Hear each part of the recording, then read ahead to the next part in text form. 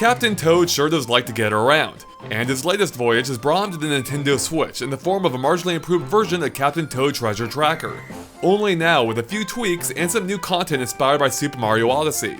But is it enough to warrant double dipping if you already played it on Wii U? Well, we'll get to that.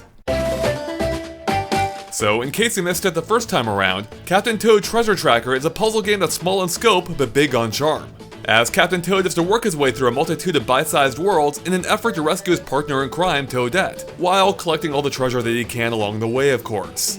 But it's that penchant for treasure hunting that's also his Achilles heel, because the sheer weight of dragging all that treasure around with him prevents him from jumping, meaning he's going to have to use his brain instead of his brawn to navigate the puzzling 3D environments. And it's this exact setup that sets Captain Toad apart, because each level is essentially an elaborate puzzle box, featuring intricate multi-level designs full of crisscrossing paths, interactive objects, and easily obscured secrets. Here, finding the goal is the easy part. It's in figuring out how to reach it where things get tricky.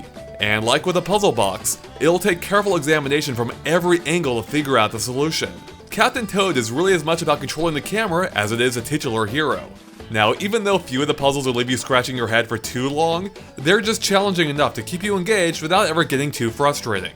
Especially when it comes to tracking down the 3 gems hidden in each level, which you'll have to some degree in order to unlock later stages.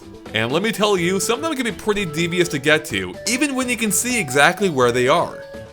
It's genuinely impressive how much variety there is given the similar size and shapes of many of the levels. Whether it's using teeter-totters as catapults, rerouting invisible paths, or rotating entire sections of the stage to form new routes, almost every level offers something new. And that's not even to mention the occasional minecart level or boss fight. So when Captain Toad Treasure Tracker first came out back in 2014 on the Wii U, I found it to be a fun, clever, and charming adventure. I mean, just look at these two. Oh yeah!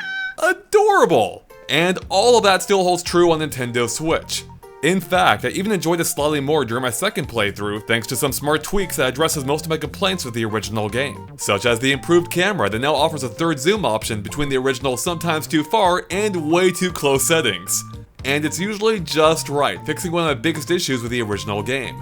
Another annoyance in the Wii U version was how camera control is tied to the gamepad's motion sensors, meaning any movement of the controller, no matter how subtle, would affect the camera angle. But on Switch, that's thankfully gone entirely, with camera controls now being handled exclusively via the right control stick, regardless of whether you're playing on the TV or in handheld mode. And since the gamepad is out of the picture, so is the need to awkwardly shift your eyes between 2 different displays in order to use the touchscreen elements when playing on the TV. Instead, the right Joy-Con picks up the slack, now functioning as a Wii Remote-style pointer. It's not quite as intuitive at first, but it makes up for it with much greater flexibility, allowing you to easily control Captain Toad, the camera, and interactive touchscreen elements all at the same time, which was something that was pretty much impossible on the Wii U unless you had 3 hands.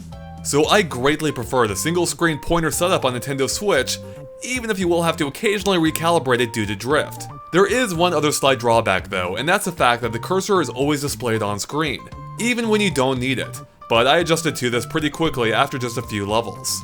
Another new slight annoyance involves the interactive spin wheels, where a giant icon covers the screen anytime you get close, even when you don't intend to use it. This didn't happen on the Wii U since it only appeared on the gamepad, leaving the TV clutter-free. Oh, and for whatever reason, the Switch version now automatically locks Toad onto the spin wheel if you're trying to run past it while playing on the TV, which is super annoying if you're just trying to run past it while avoiding, say, some bullet bills. This also didn't happen on the Wii U, nor does it in handheld mode. Weird. That aside, I did quite like the new motion controls where I could spin the wheel by moving the right Joy-Con around in the air, complete with satisfying clicks thanks to the HD rumble, although you can use a control stick too if you prefer. Now, if handheld mode is more your style, then the game otherwise handles identically to how it did on the Wii U when playing with the gamepad's off-TV mode, new camera controls aside. But regardless of how you play, rest assured that Captain Toad works great in both forms, even if I personally prefer playing in docked mode for the pointer controls, as well as a 1080p resolution bump up from the original 720p. It makes the simple but pleasant visuals pop even more. So that's about it for the changes, but what about the new content? Well, there really isn't too much to speak of. The Pixel Toad Hunt that used to be unlocked via the Captain Toad amiibo on Wii U is now available right out of the box without needing any amiibo at all, which is nice and offers some additional replayability. There's also a new so-called 2-player mode where one player controls Captain Toad and the other takes on pointer detail, but this time including the ability to throw turnips at enemies. This is probably a great mode for a parent helping their kid through the game, but otherwise it's not particularly compelling and will probably make the game a little bit too easy for most players. And finally, of course, we have the new stages based on Super Mario Odyssey. And I have some good news and some bad news. The bad news is there's only 4 of them, and they replaced the Super Mario 3D World stages from the Wii U version, assuming you had a 3D World save file. But the good news is, unlike the 3D World stages, these were custom built for Captain Toad and might just be some of the best stages in the game, or at least the 2 that are puzzle focused are, as they kept impressing me with how clever they incorporated the Mario Odyssey theme while giving them the old Captain Toad twist. But for as fun and clever as they are, they only took me 15 minutes to finish, and just over 30 to 100% them. Which brings us back to the question I asked at the very start. Is it worth picking up Captain Toad again on Nintendo Switch if you already own the Wii U version? And I have to say, probably not. Even though they ironed out some of the kinks from the original version, it's still by and large the exact same experience. Just a little more refined and with some new Mario Odyssey stages. And for as good as they are, there's just not enough of them to warrant double dipping at full price. Unless you just really want to play Captain Toad on the go. But if you haven't played Captain Toad Treasure Tracker before, then this is the version to get. It's a charming little adventure that packs a surprising amount of content with a level of polish a step or 2 above the Wii U version, and I liked it a lot. And with that, thanks for watching, and make sure to click that subscribe button for more Nintendo Switch reviews and everything else Nintendo too.